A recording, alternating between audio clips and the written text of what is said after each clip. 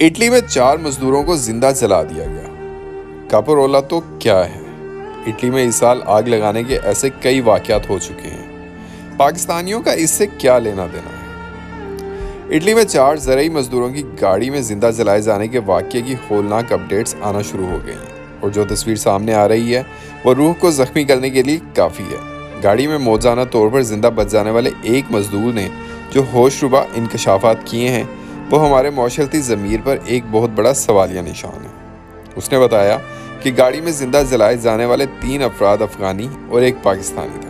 انہیں گاڑی کے اندر بند کر کے اوپر سے پیٹرول ڈال کر آگ لگانے والے کوئی اور نہیں بلکہ 2 پاکستانی تھے۔ ان دونوں لرزہ خیز مجرموں کو پیٹرول پمپ کے CCTV کیمرے کی مدد سے شناخت کیا گیا۔ انہوں نے نہ صرف اس گاڑی کو لاک کر کے اس میں آگ لگائی بلکہ گاڑی کے پاس کھڑے ہو کر دروازوں کو باہر سے سختی سے بند کیے رکھا۔ وہ وہاں موجود رہ کر اس بات کی باقاعدہ یقین دہانی کر رہے تھے کہ اندر بند انسان تڑپ تڑپ کر واقعی مر جائیں اور بچنے کا کوئی راستہ نہ رہے۔ لیکن افسوس، اس وقت ہم انسانیت سے اتنے دور، اتنے بے حس اور اتنے بے شرم ہو چکے ہیں کہ ہمیں اب اس خبر کے اصل درد سے کوئی سروکار نہیں رہا کہ مرنے والے 4 انسان تھے۔ اس کے برعکس ہم اس بات پر فضول شور مچا رہے ہیں اور بحثیں کر رہے ہیں کہ اطالوی میڈیا نے مرنے والوں کو پاکستانی کیوں کہا، حالانکہ اس وقت اس یعنی بحث کی 0 برابر بھی اہمیت نہیں ہونی چاہیے۔ مرنے والے اگر ہمارے روایتی دشمن ملک انڈیا کے بھی ہوتے تو یہ خبر اتنی ہی مکروہ، کریہ اور ہوش ربا تھی۔ المیہ یہ ہے کہ ہم پاکستانی اخلاقی طور پر اس گرے ہوئے مقام تک پہنچ گئے ہیں کہ اب ہمارے کچھ لوگ 4 انسانوں کو زندہ جلانے میں بھی کوئی خوف یا جھجک محسوس نہیں کرتے۔ رہی بات میڈیا کی، تو اطالوی میڈیا انہیں پاکستانی اس لیے کہہ رہا تھا کیونکہ وہاں عام طور پر ہر پشتون کو پاکستانی ہی سمجھا جاتا ہے۔ جاری ہونے والی ویڈیو میں زندہ بچ جانے والے شخص کا بیان ہمارے اپنے لوگوں کے اس مکروہ دھندے کو بے نقاب کرتا ہے۔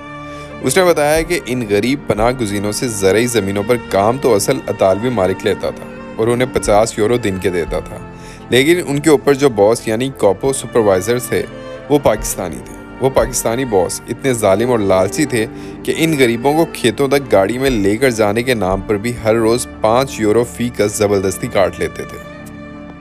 یہ مجبور لوگ وہاں بلیک میں یعنی غیر قانونی کام کرتے تھے، اور قسمہ پرسی کا یہ عالم تھا کہ ایک چھوٹے سے کمرے میں 10 لوگ رہنے پر مجبور تھے۔ ان غریب مزدوروں کا اپنے انہی پاکستانی باسز سے جھگڑا ہوا تھا۔ انہوں نے بس اتنا مانگا تھا کہ یا تو مالک سے کہہ کر ان کا کام قانونی کروایا جائے، یعنی باقاعدہ کوئی لیگل کانٹریکٹ کیا جائے، یا پھر ان کی روزانہ کی تنخواہ بڑھائی جائے۔ ان کا قصور صرف اپنا حق مانگنا تھا، اور انہیں اسی بات کی یہ ہولناک سزا دی گئی کہ زندہ جلا دیا گیا۔ اٹلی کے جنوبی علاقوں میں مافیا کا یہی چلن ہے۔ اگر وہاں کوئی مزدور کام کو لیگل کرنے یا اپنے حقوق کی بات کرے تو یہ مافیا اسے سیدھا موت کے گھاٹ اتار دیتا ہے۔ یہ وحشیانہ پریکٹس وہاں کوئی نئی نہیں بلکہ کئی سالوں سے مسلسل جاری ہے۔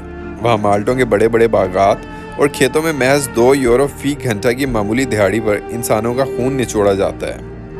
مزدوروں کے اس بدترین استحصال کی ایک دل دہدار دینے والی مثال ایک اطالوی جرنلسٹ کی رپورٹ میں ملتی ہے۔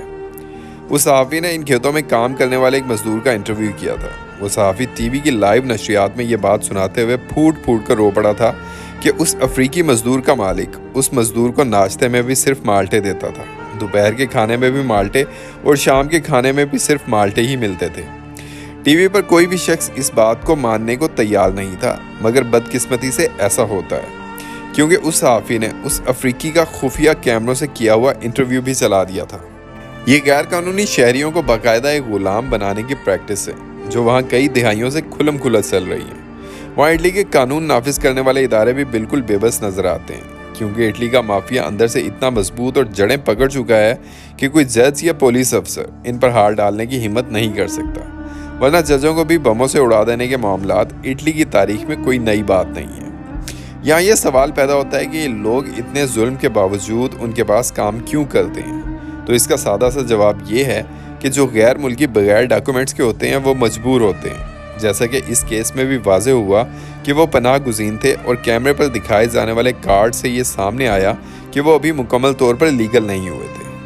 ایسے بے آسرا اور قانونی تحفظ سے محروم لوگ ہی اس مافیا کا سب سے آسان ہدف بنتے ہیں۔ بطور پاکستانی میرے لیے یہ بات شدید تکلیف دہ اور ناقابل برداشت ہے کہ ہم پاکستانی اس ظالم مافیا کے سیکنڈ ہینڈ یعنی اعلی کار بنے ہوئے ہیں۔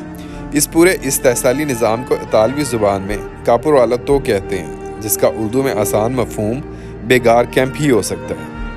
हैरत है, जो लोग खुद कभी मजबूर होकर एजेंटों के हाथों ज़लील व ख्वार होकर एक बेहतर मुस्तकबिल के लिए इटली पहुंचे थे, आज वो खुद इतने बड़े जालिम बन चुके हैं कि दूसरे मजबूर इंसानों का गोश्त नोच रहे हैं।